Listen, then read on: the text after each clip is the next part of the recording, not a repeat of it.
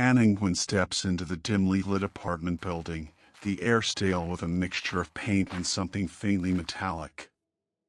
The building feels like it's breathing with each step, the walls so white they practically shine, reflecting the faint hum of the city outside. The lights overhead flicker slightly, casting long, uneven shadows that stretch across the hall. Each flicker makes the corridor feel just a little more unnerving, like something is just out of sight. The building is too quiet. Too quiet. At 28 years old, Anna had left the city's chaos behind for what seemed like the perfect apartment, clean, newly renovated, with enough space to breathe after years of cramped living. The landlord had promised her peace and solitude, a place to create and find her bearings as a freelance graphic designer. But the stillness feels wrong. Like the place is frozen in time. She walks down the hallway toward her apartment. It's one of those buildings where everyone keeps to themselves. The neighbors barely speak, and the air is thick with a silence that stretches out unnervingly. She pauses at the door to her apartment. The key fits into the lock with a small, metallic click, and the door swings open. The familiar scent of wood and dust greets her. The floors are newly polished, but her first impression is that everything feels a little too perfect. Like it was all staged for her to walk into a scene, not a living space. She takes a few steps inside, looking around at the clean white walls. The windows are large and let in soft, muted daylight. It's cozy. Yet there's something missing. Life. The apartment feels too much like a showroom. No photos on the walls, no personal touch anywhere. Nothing that makes it her own. And as she stands there, a strange chill sweeps through the room. She wraps her arms around herself, thinking it's just the air conditioning kicking in. But it's not. A soft creak sounds from somewhere deep inside the apartment. Anna stands frozen, looking toward the floorboards. The air feels suddenly thick, as though the walls themselves are holding their breath. She takes a quick, shaky breath and shakes her head. Relax. It's just an old building. But deep down, she's already aware there's something in the air. Something she can't shake. Her phone buzzes in her pocket, pulling her from her thoughts. She takes a deep breath and glances at the screen, trying to ignore the unsettling feeling that's creeping up on her. It's a message from her friend Emily, a text about catching up later in the week. Anna smiles faintly, then turns to look out the window, half wishing for the noise of the city to feel like a barrier between herself and the creeping tension that's slowly suffocating her. She sighs, trying to shake off the discomfort. She'll adjust. But, deep inside, a small, nagging voice tells her, this place isn't what it seems. The apartment is dark except for the dim glow from the moonlight, casting long shadows across the room. Anna lies in bed, eyes wide open, staring at the ceiling. The hum of the refrigerator downstairs is the only sound she hears, but it's a faint white noise that only adds to the stillness. The silence feels suffocating. It stretches out far longer than it should, and every tiny sound in the distance seems amplified in the quiet. The clock on the nightstand reads 12:02 a.m. Anna shifts uncomfortably beneath the sheets, pulling them tighter around her. Her mind is restless. She keeps telling herself that she's just imagining things, that the building is settling, that it's perfectly normal to hear strange sounds in an old structure. But something's wrong. She feels it deep in her bones. Then, it's not the wind. not the building settling. The sound is deliberate. The distinct drag of something heavy across the floor below. Anna's heart rate spikes as she sits up, trying to make out the source of the sound.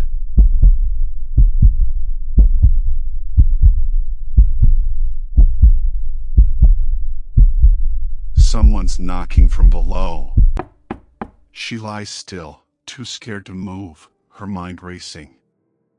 The sound comes again, closer now. A loud scraping, followed by another soft knock, deliberate and unnervingly slow. It feels like something's walking beneath her, moving in the shadows. Slowly. Methodically. Anna holds her breath, wondering if she's imagining it. But the next sound, a creak underfoot, answers her question. Someone is there. The sound is too precise, too deliberate. She reaches for her phone to check the time, 12:17 a.m. Her pulse is pounding in her ears. She quietly slips out of bed and tiptoes to the door. Her hand hesitates above the handle, but the moment she touches it, a fresh wave of cold air hits her face, making her pull back. The sound continues, louder, now, closer. Something moving in the apartment below. A soft, rhythmic breathing is almost audible, barely a whisper beneath the floorboards. No! This isn't her imagination anymore. The walls are closing in. Something is down there. She backs away from the door, heart racing, and pulls the sheets back over her. She tries to close her eyes, but the noise doesn't stop. It's louder. Closer. The walls feel like they're pressing against her. The weight of the silence hangs over her like a thick fog. What is happening? The next morning, Anna knocks on the door of the elderly woman who lives across the hall. The woman answers with a tight-lipped smile, but her eyes are wide, alert. There's something strained in the way she greets Anna, something unsettling. Anna. Hey, I'm sorry to bother you, but I've been hearing some strange noises from the apartment below. Is anyone living there? The woman's expression tightens. She glances down the hall as if checking for someone. Then, in a voice barely above a whisper, she responds. Elderly woman, whispers. That apartment's been locked up since the accident. No one's been in there for over a year. She steps back from the door, her eyes never leaving Anna's, her gaze almost pleading. Elderly woman, softly. You shouldn't hear anything from there. It's not safe to listen. It's better if you just ignore it. The door closes abruptly, leaving Anna standing in the hallway, the words hanging in the air like a warning. Anna's pulse quickens as she walks back to her apartment. The woman's fear was so palpable. Why would she act like that unless something was truly wrong? As Anna turns the corner, she hears it again, the soft scraping, the knocking. Closer. Louder. A chill runs down her spine. She pushes open her apartment door, her hand shaking as she locks it behind her. Something is wrong in this building. And now, Anna knows it's not just the apartment below her. It's something far darker. The air in the vacant apartment feels thick with dust and stagnation, as if time itself had been frozen inside the walls. Anna steps carefully through the dimly lit space, her footsteps barely making a sound against the worn wooden floors. The apartment feels like it's holding its breath, waiting for someone to disturb the silence. The landlord gestures around the space with a too-wide smile, almost forcing the cheerfulness into his voice. Landlord. See? It's all cleared out, no one's lived here for months. Anna's eyes scan the room, dust-covered furniture draped in plastic sheets. Everything looks untouched, like a museum exhibit. The smell of mildew lingers in the air, like the place has been locked up for decades. The silence presses in, the walls too quiet, almost as though the apartment has been forgotten by time itself. Landlord. The pipes burst last year. Had to cut the place. But it's safe now. Ready for a new tenant. Anna doesn't reply immediately. She's already walking toward the vent above her head, the metal grate shiny and cold, like something out of place in a room frozen in time. The vent is positioned directly beneath her bedroom, almost too perfectly aligned, like it was designed to connect the two apartments. A shiver crawls up her spine. She feels it, like someone's eyes are on her. The air feels too heavy, thick with the knowledge that something shouldn't be here. Something was waiting. Anna quickly turns back to the landlord, but as she does, she hears a soft scratching sound from inside the walls, barely audible at first, just a whisper of sound. Her heart skips a beat. She looks at the landlord, then at the walls. Landlord's eyes don't meet hers. Landlord. Well, that's it. All sealed up tight. He laughs nervously. Nothing to worry about. But Anna's eyes don't leave the vent. Something about it makes her feel like the apartment is holding its breath, waiting to release whatever it is that's hiding beneath. She looks down at the floor, then back at the landlord, a knot tightening in her chest. Something isn't right here. Anna lies in bed, tossing and turning. The sheets feel too cold, too rough against her skin, and the silence is almost oppressive. She keeps hearing the noises in her mind, faint but constant. Scraping.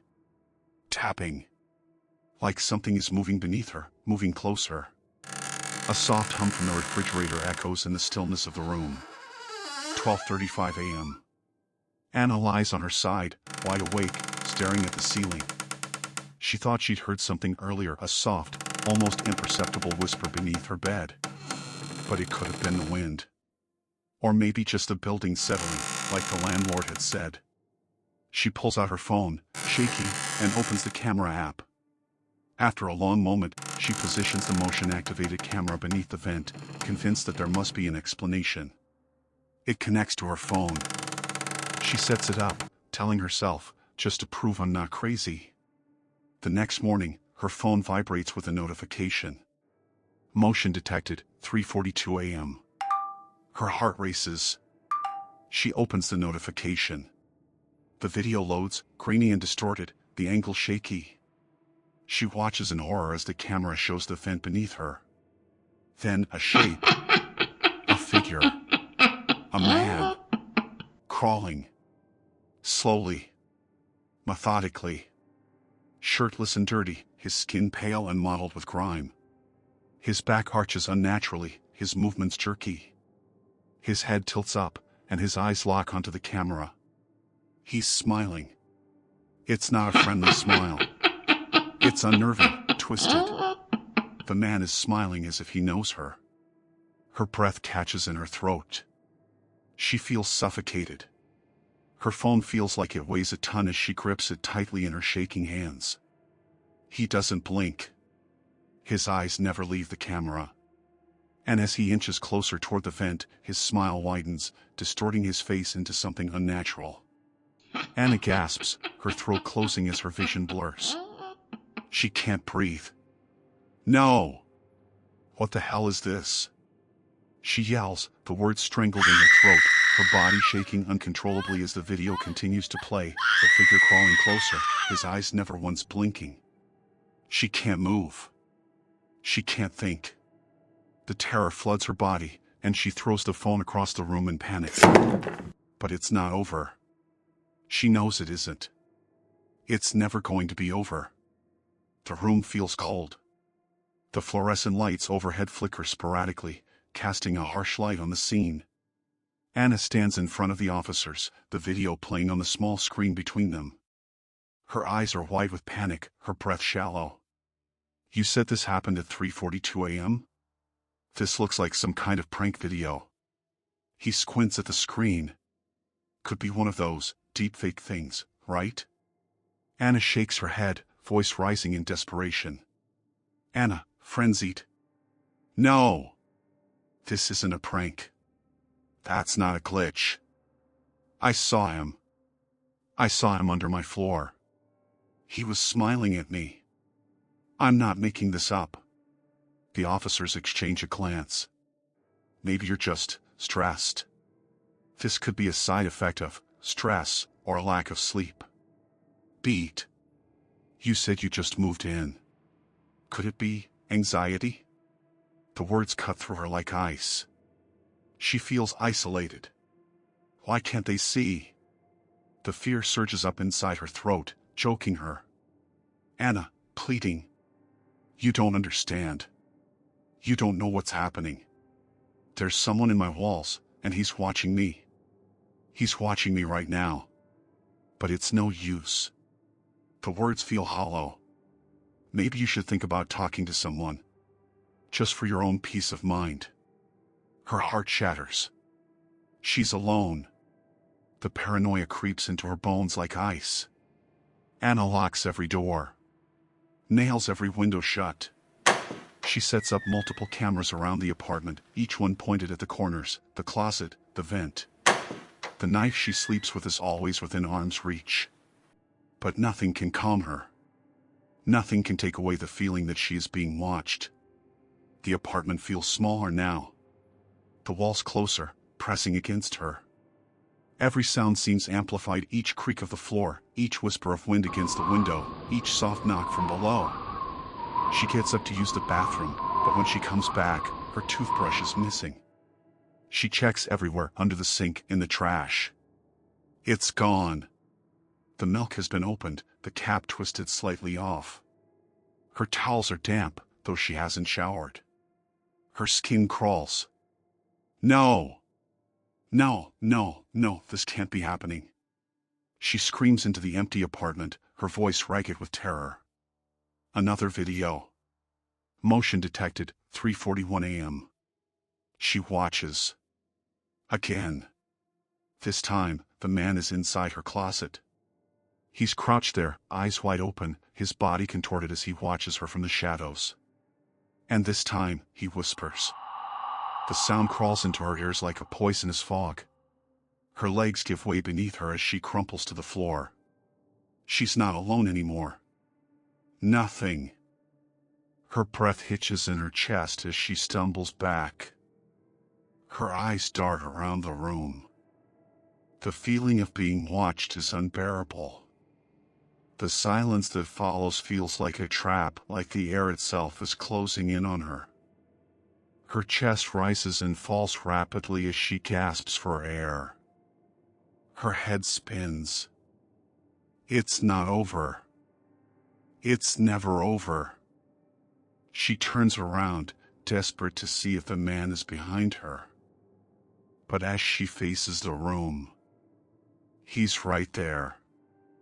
His face is inches from hers. His smile is wide, unnatural, stretched to an impossibly grotesque degree. His eyes glisten wide, unblinking, like two black pits staring straight into her soul. Anna freezes, her breath catching in her throat. Whispers. You were chosen. The words send a chill down her spine. Chosen? How? Why? She can't breathe. Her body is frozen, caught between fight and flight. Her limbs feel heavy, as if all the blood is drained from them. He's here. And there's no escaping him. There never was. The air in the room grows thick, the oppressive weight of his presence choking the life from her. Her heart pounds so loudly in her chest it feels like it might burst. Her body is trembling, but she can't look away from his eyes. The smile stretches further, too wide, too wrong. Her vision blurs, and the world feels like it's spinning out of control. Then he's gone. The air shifts. The room falls silent. Anna stumbles backward. She's disoriented. The walls seem to close in around her. The light flickers. For a second, she could have sworn she saw his face in the corner of the room, but then the light shifts, and it's gone. Is she going insane? She stumbles out of the room, gasping for breath. She has to get out. She has to leave this place. But no matter where she goes, he's there. Watching. Waiting. She grabs her phone from the nightstand, desperately scrolling through her contacts, trying to find someone, anyone, who might help. Her hands are shaking so badly she can barely type. Her thumb hovers over Emily's name. She's about to hit send when the phone buzzes. Another video. Her heart stops. She's paralyzed. Her thumb is frozen. Her mind races. She already knows what it is. She doesn't need to look at the notification to know. But she does anyway. Motion detected, 3:41 a.m. She presses play. And this time, she can't breathe. He's inside her closet. But he's not standing anymore. He's crouching, his face almost touching the floor. His eyes still staring, never blinking. His smile is wider, more twisted, as if the man is morphing into something unearthly. And then, the image blurs. Her stomach churns. She can't look away, but she wants to scream. She wants to run. But she's trapped. Trapped in this nightmare. The apartment is unnervingly still. Anna has spent hours preparing, setting up the trap, ensuring everything is in place. She leaves the front door unlocked, the only invitation for whatever dark thing lurks behind the walls. Knife under her pillow, the cold steel a reminder that she is still in control, for now. The night stretches out before her. Silence surrounds her like a suffocating blanket. The sound of her breathing is loud in her ears, each breath louder than the last. Her hands shake as she tries to steady herself, clutching the knife in an almost desperate grasp. Her knuckles are white, her fingers rigid. She waits. The seconds feel like hours, the tension in the air so thick it presses against her skin. Her heart beats loudly in her chest. But there's nothing. No sound.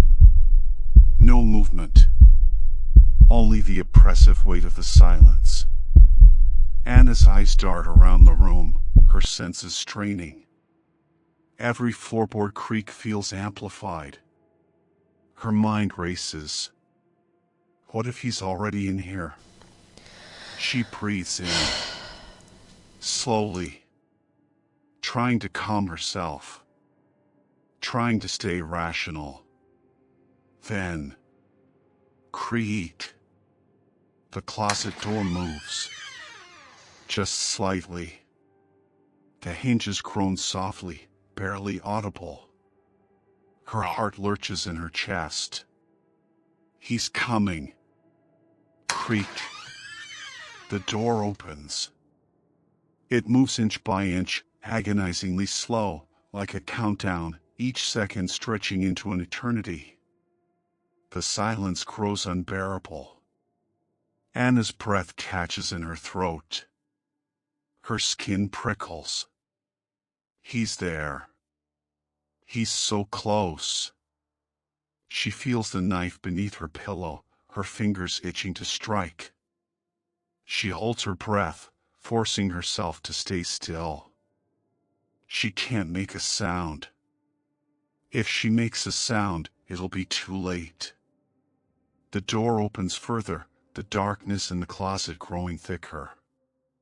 Anna grips the edge of the bed, her entire body tense.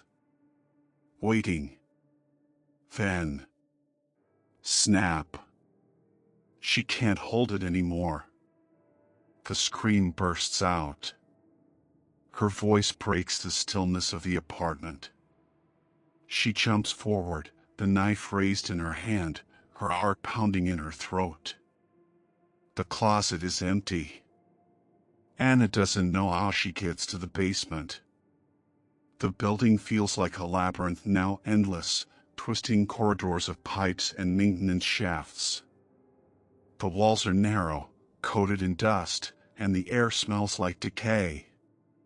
She moves, but her mind is fogged with panic.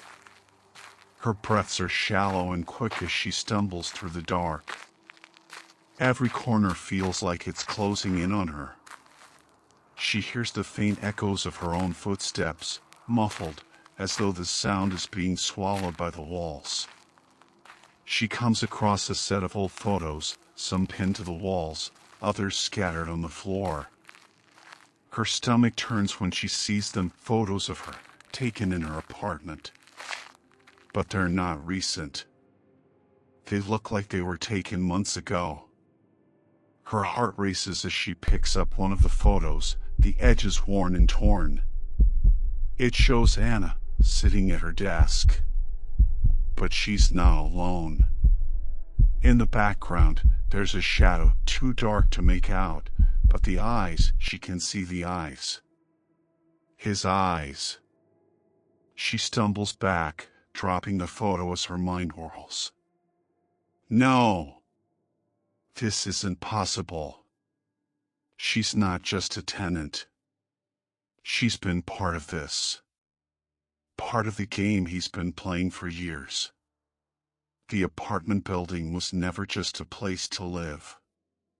It was a trap. A hunting ground. The man, he's been living inside the walls. Using the vents, the crawl spaces, to move between apartments. No one could see him, no one could hear him. He's been waiting for someone like her. She stumbles forward, her mind racing. It's too much to process. The walls are closing in. And she knows now she's not the first one. The others, they didn't leave. They never left. And she won't either. Anna stumbles across the website as the final piece of the puzzle clicks into place. The listing for a new apartment, the third-floor unit. It's fresh. It's vacant. Just like the apartment was when she moved in. Charming apartment. Third floor. Newly vacant. Quiet neighbors. Her hand shakes as she stares at the screen. It's all the same. The same apartment. Same address. And as she reads the words, she hears the faint tap. From beneath the floor.